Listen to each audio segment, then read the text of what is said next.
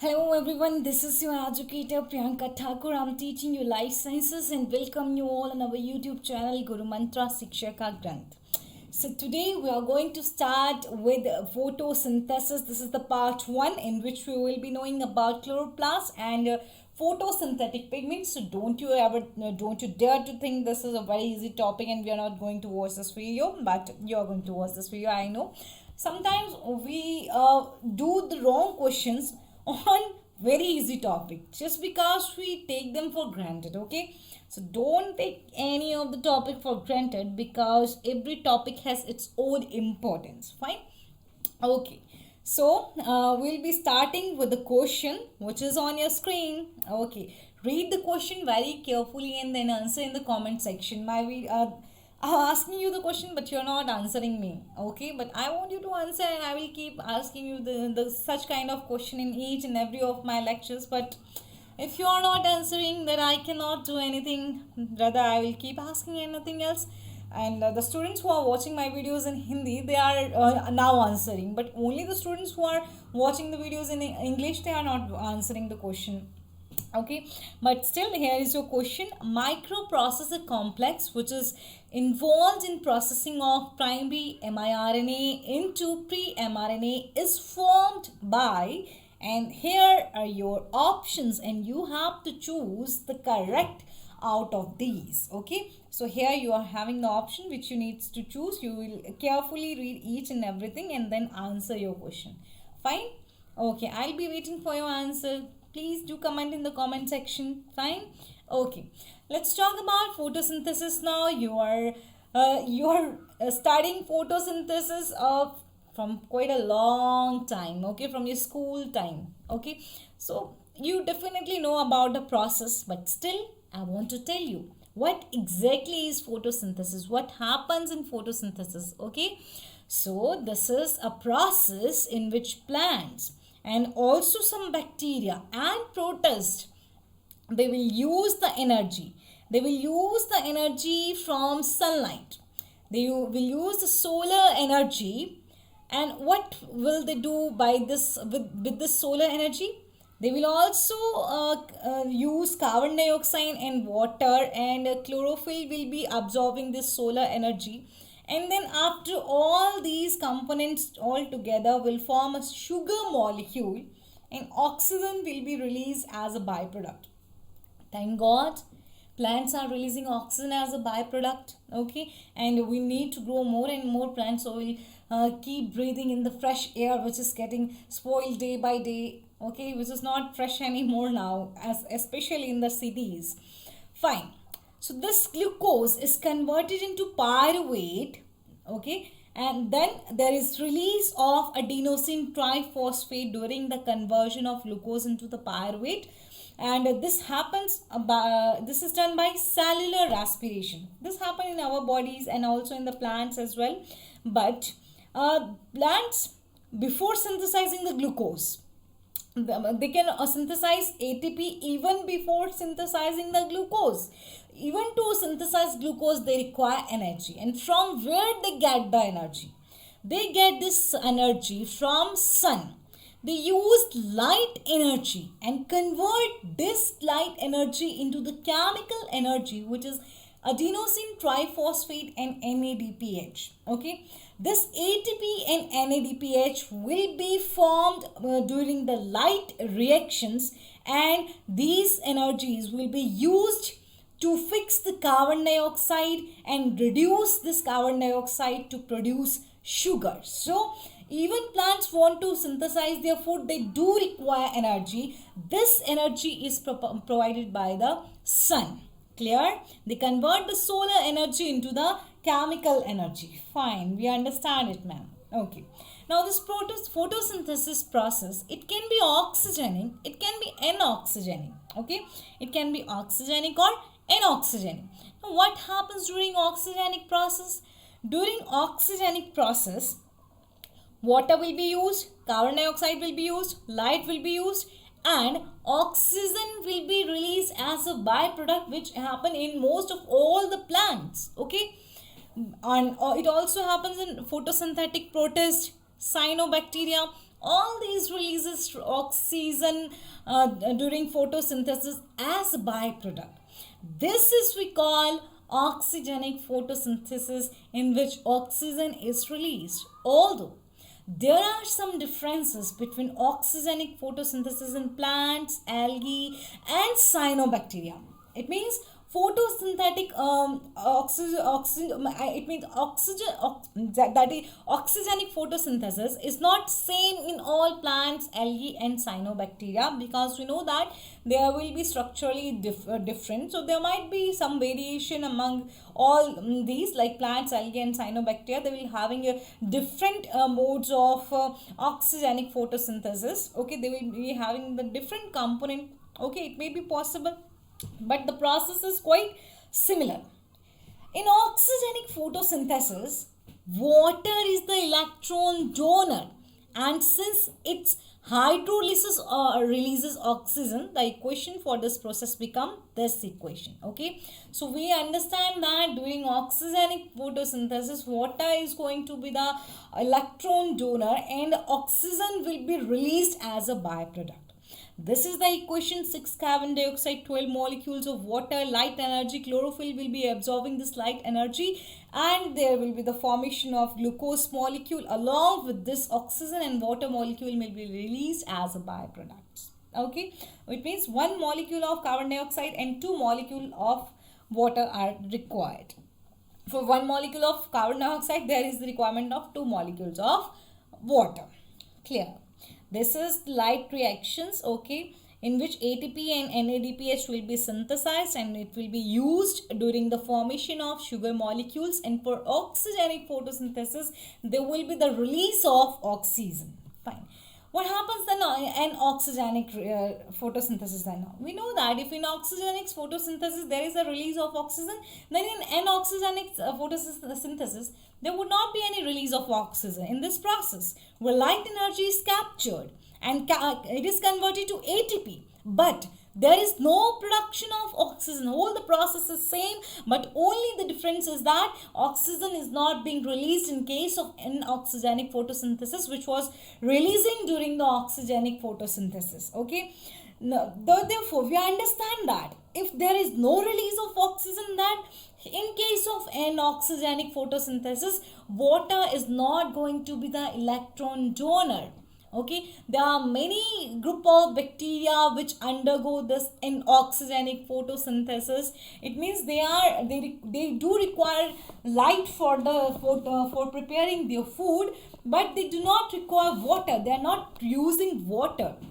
Okay, for example, anoxygenic photosynthesis occurs in green sulfur bacteria, green and red filamentous anoxygenic phototrophs. We call it filamentous anoxygenic phototrophs, or FAPs, phototropic purple bacteria, and phototropic acidobacteria, phototropic heliobacteria. All these are all the examples of organisms which undergo anoxygenic, which perform anoxygenic photosynthesis for the preparation of their food. Okay, so who told us that it is the water molecule from which oxygen is released as a byproduct?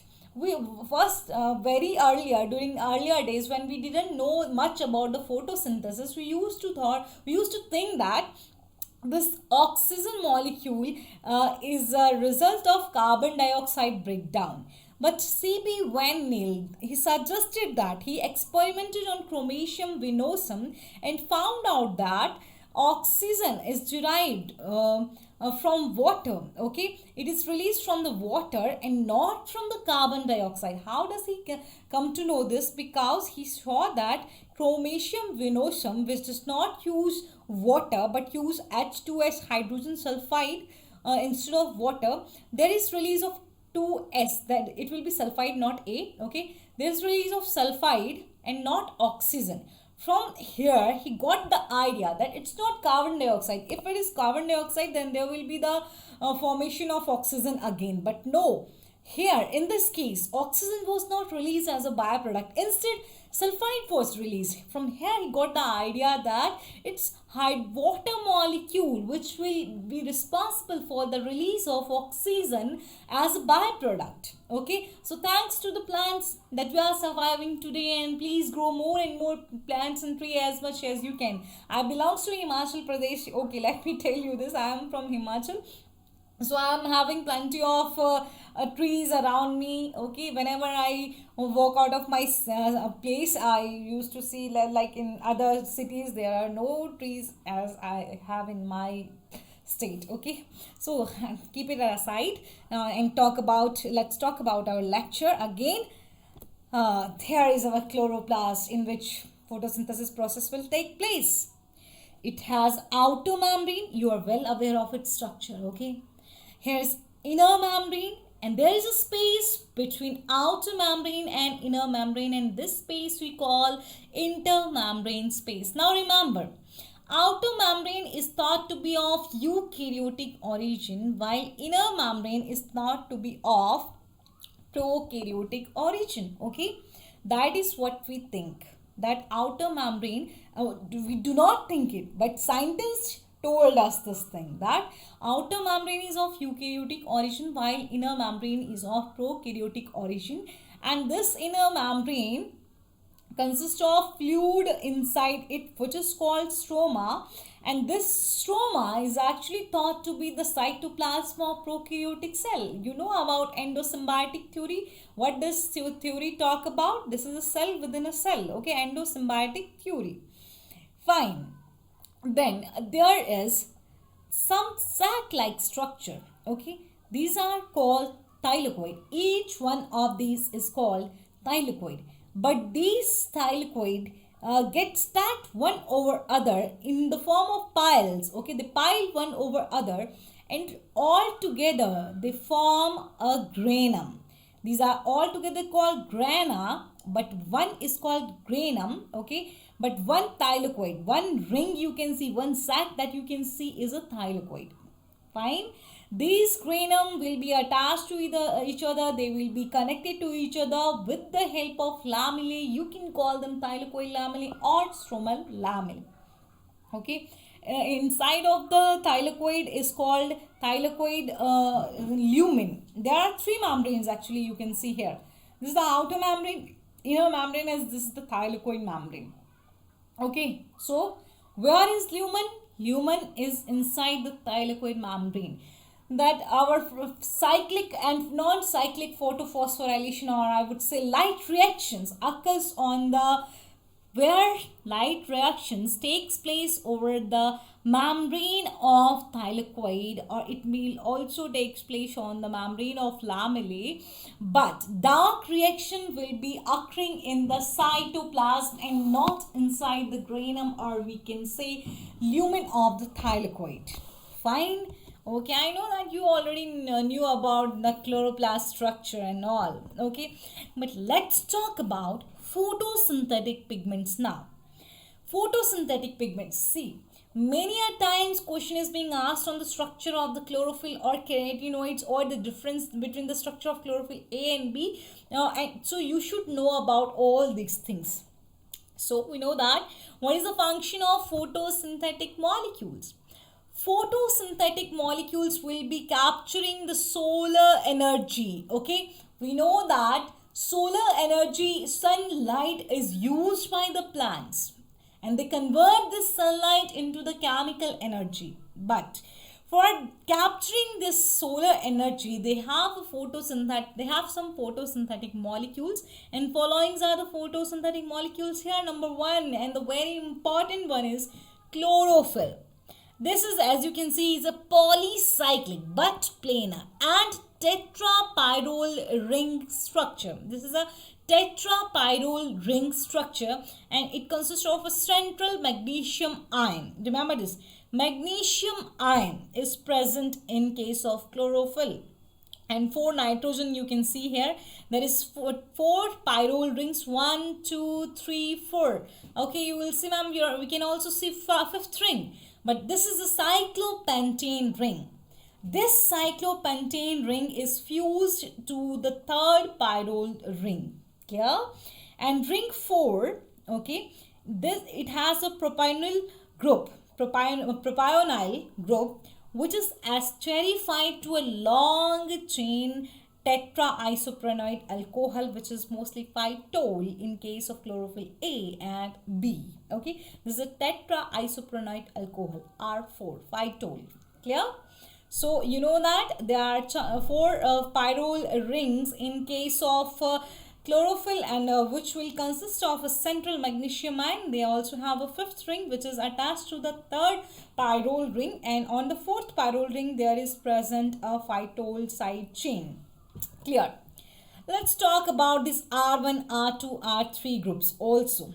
So I'll tell you mainly about the chlorophyll A and chlorophyll B. See, all the R1 group is same, which is present on the carbon 2nd of 1st pyrrole ring, is similar in both chlorophyll A and B, but R3, which is in carbon second pyrrole ring on carbon 4, is also similar in both A and B, or even in bacteriochlorophyll A is having the R4 a phytidyl side chain, but the difference is on the R2, which is present on carbon 3rd of 2nd pyrrole ring. Okay, see, methyl group is there in case of chlorophyll A, but B will be having the aldehyde group here. Clear? And all other structure is almost same. Bacteriochlorophyll A and B are also same, but in case of bacteriochlorophyll A, they can have phytyl side chain or geranyl side chain. So examiner can ask you that geranyl side chain can be found in bacteriochlorophyll A. It should be your answer. Okay, bacteriochlorophyll A should be your answer. Along with this, bacteriochlorophyll A and B also have a difference among the R3 group on the carbon 4th position. Okay, is it clear to you now or not? So you should know where chlorophyll A is different from chlorophyll B, and what is the difference between chlorophyll A and B, bacteriochlorophyll A and B as well. Clear? Fine. So let's talk about more differences in between chlorophyll A and chlorophyll B. See, both will be having the carbon 55, but H is 72 in case of A and H is 70 in case of B. 5 oxygen in chlorophyll A and 6 oxygen are there in chlorophyll B, and 4 Mg will be same. We understood that. C55, H72, O5 and 4 Mg is the formula of chlorophyll A. Only difference will be there in hydrogen and oxygen, which H will be 17 chlorophyll B and O will be 6 in chlorophyll B. So close your eyes and say the formula of chlorophyll B. It's C55, H70, O6 and 4 Mg. Okay, fine. In the pure state, chlorophyll A is generally blue in color, and in pure state, chlorophyll B is generally olive green in color. Okay, we are talking about the pure state. What is the color of chlorophyll A in its pure state? It's blue green, while chlorophyll B in its pure state, it is olive green. Okay, ma'am, we understand that chlorophyll A is blue green in color, while chlorophyll B is pure olive green in its pure state. So you also know that why blue green algae is blue green in color, because it is only having the chlorophyll A and not any other chlorophylls. You understand or not? You understand or not? You understand it? Now it would be great if you understand it. Fine? Okay. Let's talk about next difference now.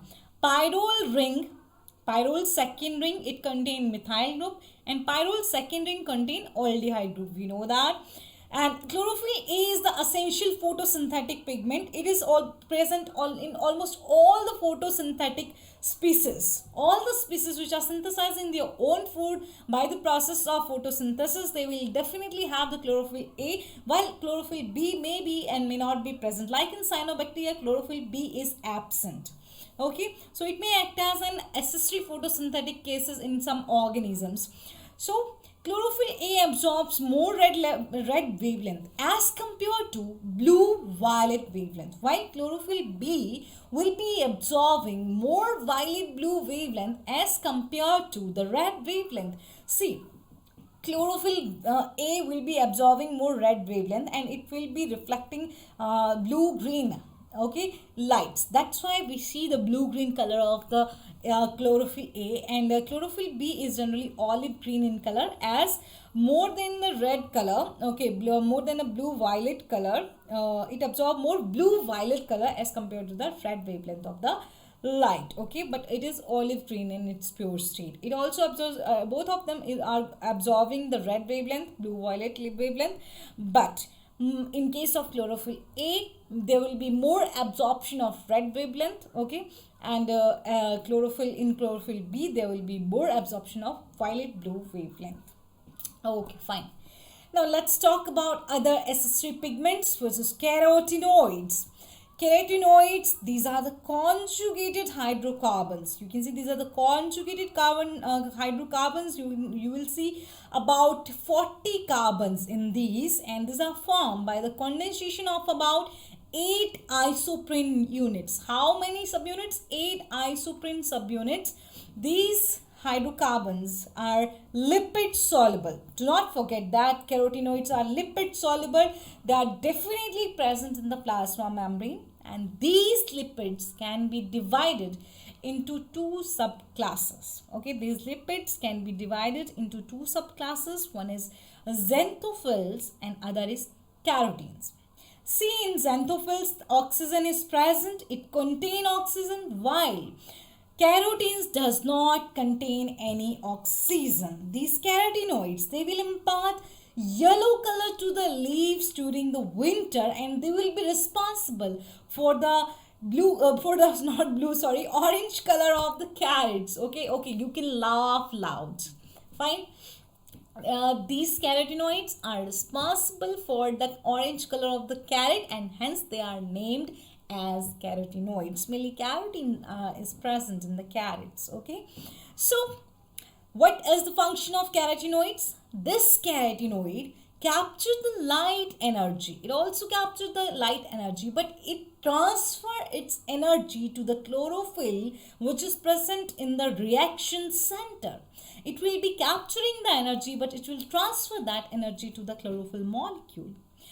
This carotenoid also perform the function of photoprotection. What function is it going to perform? It also perform the function of photoprotection, and for performing this function, photoprotection, it will be acting as a quencher or a scavenger. Fine.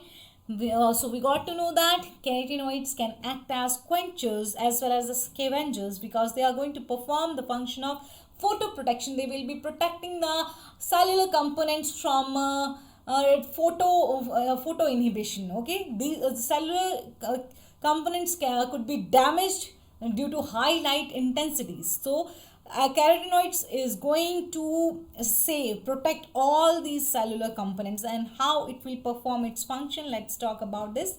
See, we know that high light intensity can damage cellular components, which can be prevented by removing excess energy. Okay, if there is high light intensity, we understand that there is excess energy. So these cellular component can be damaged by high light intensity. So in order to prevent the damage of cellular component, there is the need of removing the excess energy. So the energy in chlorophyll, when there is high energy in chlorophyll and it is chlorophyll is an excited state, this excited state can be converted into the grounded state. How? By dissipation by excitation transfer or photochemical reactions. Whenever chlorophyll is in excited state and it is going to be very reactive, it is going to react with other molecules which will further cause the photoinhibition. There is dissipation by excited transfer or photochemical reaction in which carotenoids are involved, and it will bring the excited state to the ground state, and this is what we call quenching. Okay, conversion of excited state into the ground state is called quenching. If this excited state is not quenched, then it can bind with the molecular oxygen, and when it binds with the molecular oxygen, it forms the oxygen singlet. It forms a excited state of the oxygen, which is known as singlet oxygen. This singlet oxygen is very, very, very reactive. This singlet oxygen can damage many cellular components, like it can damage the D1 protein, which is a key subunit of photosystem 2. In photosystem 2, main reaction center is formed by this D1 protein. It means that these D1 proteins and D2 proteins function as the core proteins, which are responsible for the photophosphorylation by photosystem 2, or we can say non-cyclic phosphorylation. Okay, so D1 protein is an important subunit of photosystem 2. If it is damaged, photosystem will not be able to perform its function, and there will not be any synthesis of ATP and NADPH. So in order to to produce NADPH and ATP in sufficient amount, we need to protect the photosystem 2. And to protect this, carotenoids are going to function. They are going to bring this excited state into the ground state, so that cellular components can be prevented from any photo damage. This photo damage can lead to the photo inhibition. Okay, so carotenoids, they can quench this excited state. Okay, and now there is not enough energy to form singlet oxygen. If the excited state is now quenched to the ground state, then there will not be any enough energy to form the singlet oxygen, and hence it will not inhibit the photosystem 2 anymore. Fine. Even if those photochemical reactions which are responsible for the quenching of excited state to the ground state will result in some byproducts, and those byproducts can be very photoreactive. In this case, carotenoids are going to act as scavengers. They will be acting as a scavenger of photoreactive bioproducts. Okay, so carotenoids act as scavengers of photoreactive byproducts. So carotenoids play a very, very, very important role in photo protection. And how do they do so? They do so by acting as a quencher or as a scavenger. They quench the excited state into the ground state by performing some photochemical reactions, or they can also act as a scavenger for very photoreactive byproducts, so they can protect the cellular components from the photo inhibition.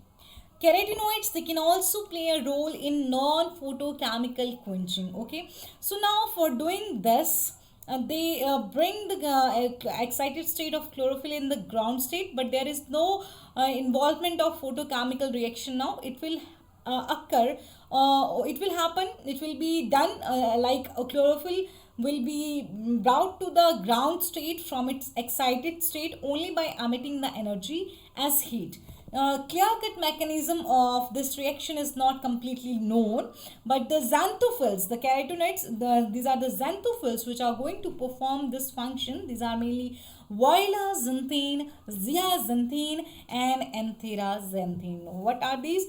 Viola xanthine, zeaxanthine, and anthera-xanthine. Okay, great. Okay, so phycobilins, these are linear tetrapyrrole structure. Now important one. Okay, phycobilins are linear tetrapyrrole structure. These structures, now these are tetrapyrrole structure, but they will be linear and not cyclic, and they will not have any magnesium ion as that of chlorophyll.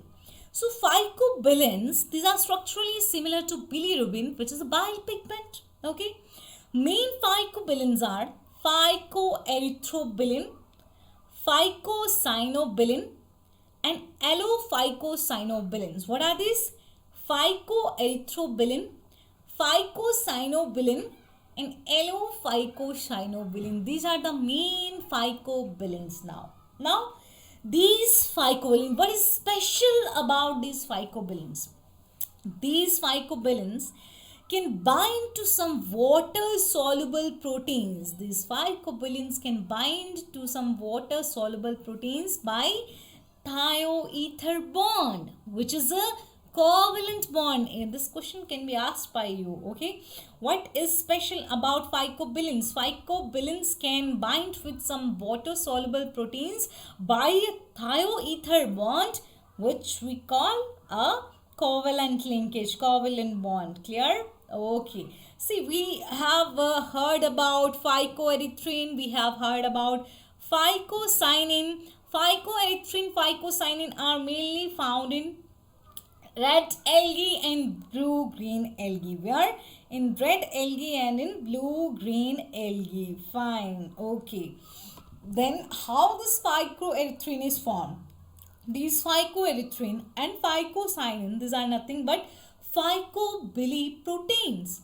Phycoerythrin is formed by protein and phycoerythrobilin. As we know that phycobilin can bind with the protein, they can bind with the water soluble proteins by the covalent linkage, by the thioether linkage. So phycoerythrobilin will be binding with the protein and will be forming a phycobilin proteins called phycoerythrin, and phycocyanin will be formed after binding of protein and a phycocyaninobilin. These are the two major phycobilin proteins. As we know that they are water soluble, then they are not present in membrane as that of carotenoids. Carotenoids are lipid solubles, they may be present in the membrane. Okay, so these phycoerythrin, phycocyanins, okay, they may be adhered to the membrane in cluster and they will form phycobilisome. What will they form? They will form phycobilisomes. Now, what is the function? You should know about phycobilisomes. You should know about phycobilin proteins. What is a phycoerythrin? It is a phycobilin protein. Okay, this is the structure of phycobilin. Well, now, what is the function of phycobilin? They are also going to perform the same function as that of carotenoids, but they are not performing any function in like photoprotection more appropriately. They will be just harvesting the energy, they will be harvesting the solar energy, but will transfer this energy to the chlorophyll molecules in the reaction center. So this is the main function of phycobilin. So we got to know about our